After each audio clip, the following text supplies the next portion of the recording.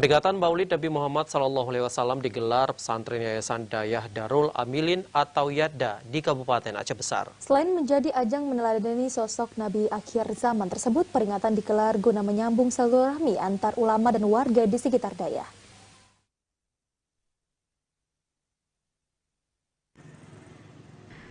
Peringatan Maulid Nabi Muhammad SAW 1443 Hijriah digelar di Komplek Pesantren Dayah Darul Alimin di Simpang Kuta Lamreng, Kecamatan Darul Imarah, Aceh Besar, Senin kemarin.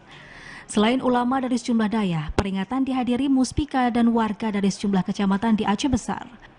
Para tamu menyantap aneka hidangan yang disediakan pihak dayah. Menurut Wakil Ketua Yayasan Dayah Darul Alimin, kegiatan ini juga digelar untuk memperingati meninggalnya Abu Haji Zulkifli Bakri dan Abi Ihsan Zulkifli Bakri.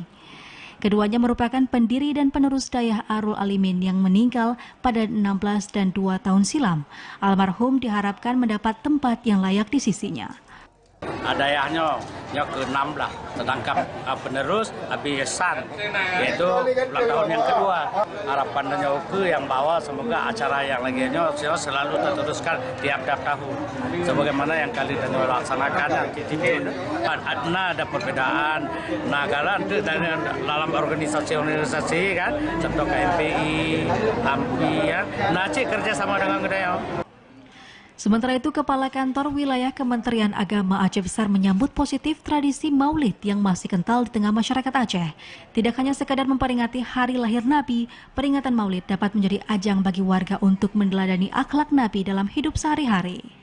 Tradisi Maulid untuk kita Aceh malah ada istilah Maulid awal, Maulid tengah, kemudian Maulid akhir, atau malah sampai 4 bulan. Apa yang dapat kita petik hikmahnya bahwa dengan Maulid ini, mari kita lihat sosok Rasulullah SAW sebagai rahmatan lil alamin, lalu kemudian beliau sebagai penyempurna akhlak dan manusia yang terbaik di muka bumi ini.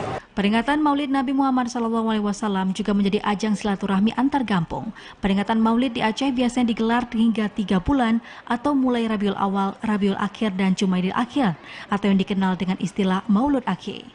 Dari Aceh Besar, Arman Konadi, TVRI Aceh melaporkan.